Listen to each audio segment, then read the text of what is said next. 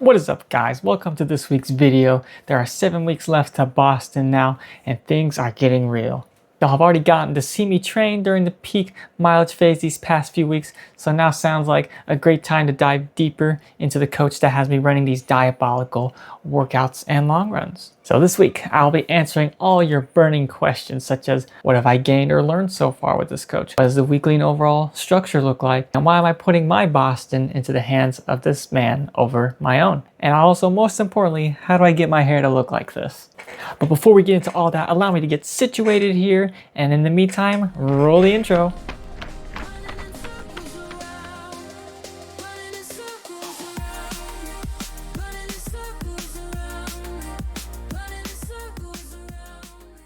Alright, now I'm all set to record here. I have both my Strava and my Final Surge training logs pulled up here, and we'll just kind of give a quick overview of the past week so far. On Monday here, I had just a 1 hour sort of recovery jog after that long run on Sunday that I mentioned in my last video, the Skechers Aero Razor review. I kind of briefly showcased that there and sort of recapping the week I had. Yeah, on that Monday, February the 23rd, had a nice hour total of just easy running. And on that Tuesday, I had that day off actually, so I just kind of chilled out to myself. I also had a day off from work as well, so plenty of rest there and recovery as I get deeper and deeper into the sort of peak mileage week. And then on that Wednesday, I had just some strides, so I did about 75 minutes, which is a couple of 30 by 30 second strides, roughly about 5:10 pace, so just kind of stretching the legs after that 22-mile long run. And on that 75-minute Wednesday run with the strides, I linked up with my buddy Tate, where he was doing a different workout, but we at least got to do the warm-up together. He had to do about 10 by 800 at sort of half marathon, the threshold pace, so again, speeding up throughout the workout, which is what my coach again also prescribed throughout the week. But he was rocking the Metaspeed Skies for that workout. So that's what coach suggested he try and do and just kind of feel out the shoe. He's skying today. It doesn't sound as funny. I think he's overkilling it for these 800s. So he said wear race shoes. I was like, okay. Whereas I just kind of did my own strides on the side. And let's just say that I was kind of missing Tate because I figured I might be able to catch him doing his reps and get some nice footage of him. And you know what? I think Tate's doing the 800 on a 1 mile loop we have that goes around a fountain, a pond, like a little island to do stuff on. But see if I can catch him here in these last 9 minutes. If not, I'll miss out on this beautiful stride. But instead, I was just a bit alone on the greenway there, doing my own little sets of strides and just rocking the Skechers shoe. I think they're doing just a little bit more attention, but you know, in any case, I feel like I'm the only one out here grinding in these shoes, actually using them. And then that Thursday afterwards, I had a more dedicated fartlek workout. And within that fartlek workout, I kind of cut down, or I did 16 1-minute repeats with 1 minute moderate pace in between. So I didn't necessarily slow down to a jog effort. That's what coach kind of wanted me to do here. So the first set of 4 was at a 5:40 pace. The next set of 4 will be 5 seconds faster, so 5:35. The third set of 4 will be at around 5:30 pace. And then the final set of 4 will be around 5:25 pace. And in between all those, or that 1 minute offs between each of those reps, I managed to hover around 7-minute flat pace. So a good bit of fatigue building throughout the workout. But again, those 1 minute fartlek reps do feel pretty long there when you're kind of breaking them up into 16 different intervals. But yep, got through that workout Wednesday. On Friday, I had a recovery 75-minute run where I kind of split it up into an hour in the morning and 15 minutes later in the afternoon because I was running tight on time that morning. And then on Saturday, I had a pretty devious workout that my training buddy Tate actually got me to do when he texted the coach, because he received the workout before I did because he is training for more of a 5K sort of a goal race. So he received that sort of thresholdy workout where you get about 25 to 30 minutes to warm up, and you have 7 miles continuous, alternating between a threshold pace and sort of a marathon effort in between. So about 4 miles at that threshold effort, and then between each of those miles, 3 different miles of just that marathon 6:10 to 6:20 pace. It's a pretty tough workout, and that wasn't originally what I was probably going to receive from my coach. but Tate sort of pulled a funny or prank on me and got me to do that workout with him by telling him that, oh yes, Eddie would love to do the workout. And my coach obliged, because it's kind of a nice in-between when someone's training for a 5K or a marathon. This sort of workout is pretty good. I sort of building that resilience or strength under fatigue. And we'll talk much more about that as I kind of summarize my coach's philosophy and what I interpret from his sort of training and workout compared to what I've done when I was self-coached. But me and Tate hit that workout pretty well. I was actually able to hang with him the whole time at the prescribed paces without getting too fatigued at the end of those sort of threshold pace mile repeats. And then that Sunday, the day after, at a nice 2.5 hour moderately paced long run where I ran about 21.5 miles total, and the pace averaged out throughout the whole thing to about 6:58 pace, with the last sort of 15 to 16 miles closer to around 6:50 to 6:45. So a nice tiring long run to cap off the week after that intense workout. And already right there seems a bit interesting, having that harder workout Saturday and then having to hit a nice long run Sunday. But these are the kinds of things that I will explain and help y'all understand here as I talk about my coach and his training philosophy and just what I've gleaned from him. So there you have it. That was just a quick breakdown of the past week so far. Again, we're at 7 weeks left till Boston, so things are mounting to a head here in the peak mileage weeks where we're getting really fatigued, but we also got to take care to recover, and we're just hitting some really intense and long workouts here, just like that Saturday threshold workout. I felt pretty nice after that workout, just really confident, just building that sort of strength. And that's just kind of what my coach does and what I kind of figured he does after that kind of half marathon success as well a couple weeks ago. But let's dive deeper into the man behind all these workouts and the success I've had so far this 16-week block. So when did I first meet this coach of mine? Well, he was actually the cross-country coach of a high school within the same county as mine while I was in high school competing with, my high school and our cross-country team. And, I was acquaintance with him and who he was. Of course, he coached this sort of very prestigious and storied cross-country team at this high school of his.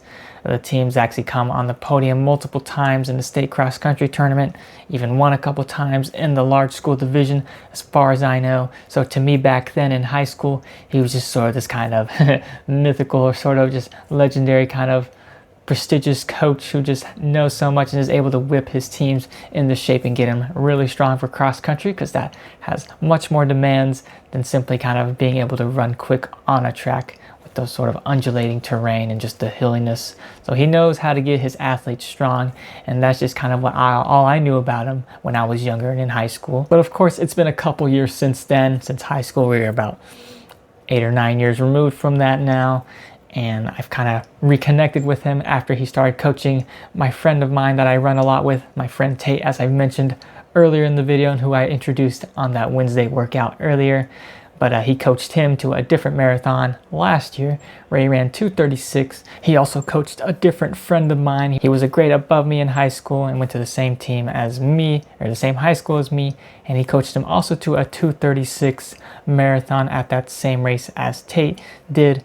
But so yeah, he knows how to train marathoners as well. That's kind of what he's doing nowadays. He is stationed out in Arizona. That's kind of where he resides currently. So that gives a bit of insight into the coaching situation I have here. I'm over here in Middle Tennessee. So again, he's not here seeing me in person like a lot of coaches do. But still, we got a lot of progress done. And that's just kind of a little bit of the limitations I have here. But still able to just kind of talk with him, message him in any way I can, or just let him know sort of how I'm feeling throughout the week, and we can always adjust workouts from there. And of course, he's also seeing my Strava and the final surge here, so he's seeing whether or not I'm hitting those paces well, sort of keeping my effort in check. But yeah, he is not in person, so we don't see each other necessarily in person very much, but of course I'm connected with him through the phone and these other social media and fitness channels that we utilize here. But of course, he is not just a coach who knows how to get his athletes in the shape. He is also a formidable runner himself, as he's qualified for multiple Bostons, and one of his main goals here in his sort of running life nowadays is he's just trying to be able to qualify and run at Boston for just as many decades of his life as possible. So he's doing it this year, the same year as me. He's sort of in his 60s now, so he's got that decade on lock, and I anticipate that he will continue being able to get himself into the fitness needed to continue onwards in the 70s and even his 80s. Who knows? I can't wait to see him do that. But of course, how much am I paying him? So I am paying him $125 a month. And throughout the month so far as I train for Boston, I think it is worth it, just kind of based on the experience I've talked throughout here and just kind of how strong I've been feeling, just how much different the blocks have been versus what I've done when I was self-coached.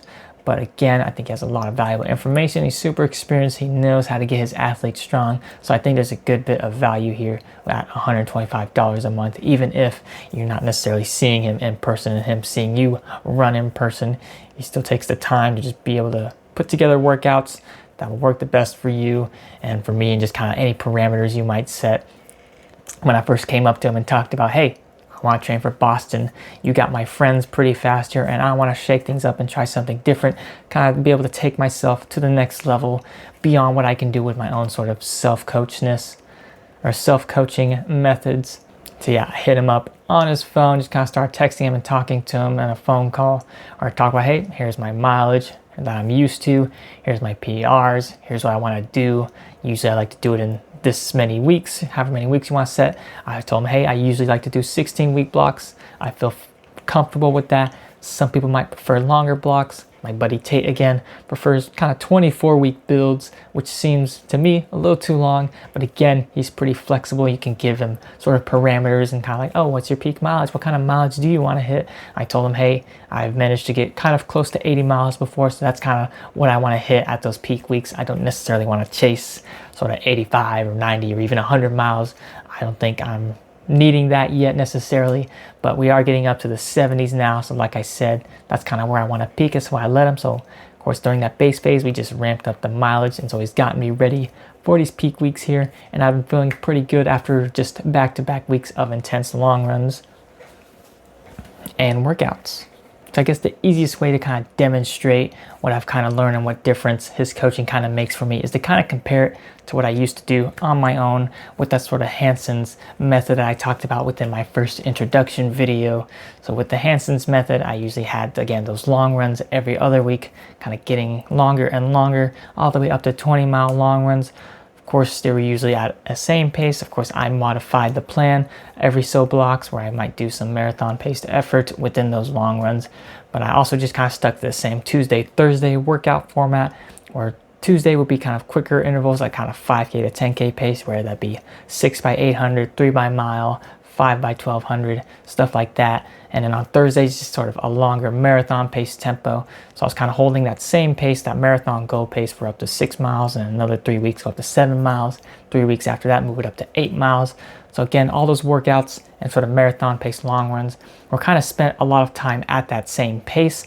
So again, an experienced coach might look at that and say, hey, you're getting really good at that one pace, but you're not necessarily getting strong or getting like building that resilience under fatigue, or kind of working from both the top of the pyramid, or the top of the pace pyramid, and the bottom of the pace pyramid. And that's kind of what we see here with the workouts I've been doing throughout the block so far, is that paces kind of change within a singular workout, like that 16 by minute fartlek workout. Again, in sets of 4, the paces got faster and faster. So again, these pace changes are, I think, very important, or a very new thing that I've learned and kind of picked up on as I kind of pay attention to these workouts that I'm doing. But again, that is much different than what I did before, where I sort of hit those Tuesday intervals or the Thursday tempos at that same pace the whole time, which is great. You know, the body gets used to that. But again, because the body gets used to that, it's not much sort of engaging stimulus or kind of building any more strength than needed just to accomplish that workout. So again, all this variation and pace variability within workouts builds what I guess I consider to be called sort of strength when it comes to running. And of course, strength can be combined or can be defined in a ton of different ways. And maybe I'm defining it completely wrong here, but what I figure strength to be here throughout these workouts is just kind of resilience under fatigue. And so with those first initial parts of workouts at that certain pace, you're building up fatigue, but then that demand from just kind of doing those reps faster and faster, or just changing up the pace throughout the run, kind of builds up that resilience and just strength to fight the fatigue and be able to kind of recruit a bit more muscle fibers, a bit more of the run within you to kind of hold those paces and kind of be efficient at them still. And as you do them more and more often, you'll be able to kind of handle pace changes, pace shifting, and be able to handle different terrain like I did during that hilly half marathon. I felt just super strong up the hills and down the hills and just throughout the end of the race there. So again, that sort of strength is something I am noticing a lot more now versus what I might have done before, where I just get really good at that same pace, but not necessarily great, or kind of pushing sort of from the top at the VO2 and sort of at the bottom with some zone 2 or zone gray zone paced long runs like we did this last week here, where it was just kind of 2.5 hours at just that zone 2 to kind of quicker gray zone sort of pace, that 640 pace. It's not necessarily marathon pace, but it's still a lot of aerobic stimulus. But again, pushing from the top there throughout the block, even because usually in some different plans, at the first part of the block, you might do a good bit of VO2 work, sort of like what the Hanson's method had. The first 8 weeks and those Tuesdays were kind of just 3 miles at that sort of 5K, 10K paced effort, which is great for sort of building up, I guess, the VO2, your VO2 max is kind of building up that capacity for kind of effort and sort of threshold and marathon pace runs, which is great because it is pushing from the top. But again, the second half of that Hanson's method, those longer, or those Tuesday workouts kind of become sort of 6 miles, or 6 miles total of work at sort of threshold of tempo, which is kind of what you're already doing on a Thursday with that sort of marathon tempo or goal pace, sort of 6 to 10 miles in a row. So, but with my coach so far, and we're still hitting pretty quick paces, even this deep into sort of the peak period, like in that 16 by minute fartlek workout where I was sort of hitting 520 pace, and in that Saturday workout with Tate there, where we did 4 miles at sort of 515 to 520 pace. Like, that's awfully fast and sort of not necessarily a pace a marathoner might think about as much, or at least a marathoner at my level, where my goal pace is merely 6-minute pace. But again, being able to hit those sorts of paces and feel efficient at them will ultimately help push up from the top that sort of marathon strength and sort of resilience under fatigue, as I described earlier. But yeah, so being able, you always want to kind of continue tapping into sort of VO2 or kind of critical velocity or CV paces, even in the latter stages of the marathon block. And I anticipate we will still kind of hit those sort of 530 pace and below sort of intervals or paces during those different workouts as we continue through these remaining 7 weeks with my coach here as we prepare towards Boston. But yeah, all that is to say that I think what my coach is offering me here with this sort of training and just the ability to kind of talk with them about workouts and whatnot and different plans and such is just a look into sort of what it takes to kind of build a resilient or a strong runner in general, not just for marathons or 5Ks. But yeah, compared to what I did before, just self-coach, again, it's kind of opened my eyes or kind of purview to different sorts of workouts and just combinations of paces and different sorts of long runs with different sorts of working reps within them. So yeah, all extremely valuable information and just stuff that you might not have otherwise learned with just sort of these free methods and calendars online. So again, my coach Phil here is offering a lot of valuable information to me, and just even these first 8 to 9 weeks with him here. So it's all very much worth it, and I very much entrust sort of my Boston and marathon PR into his hands here. Of course, I still have to put the work in and kind of run these workouts as best as I can and as disciplined as I can, because of course you could run these reps faster and again start touching that VO2, but sticking to the right amount of effort will kind of keep me going through these weeks here, especially these peak mile weeks, without feeling super fatigued and getting slowly burnt out, because I'm surprised that I'm hitting sort of 75 and 76 mile weeks.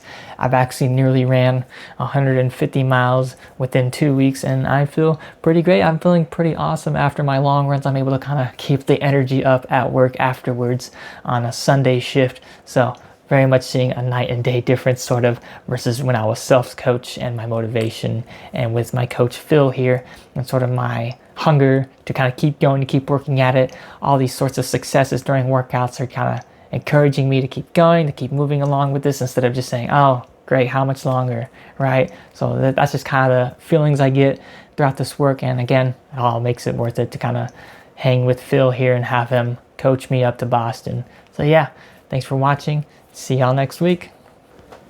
So yeah, before I let you all go here at the end of this video, I just kind of want to talk about different production things that I've kind of gained, or production tools that I've acquired, and trying to kind of make the presentation of these videos just that much better here. What I've got here is the DJI mic mini here. So it allows me to kind of like talk to my camera without having the microphone be limited to just what my phone can pick up. I can kind of hold it here, kind of see, be able to not have the audio just kind of drop off if I'm much further away from the camera right here. But yeah, hope y'all enjoyed this video here with these new tools I've kind of acquired. And again, see y'all next week.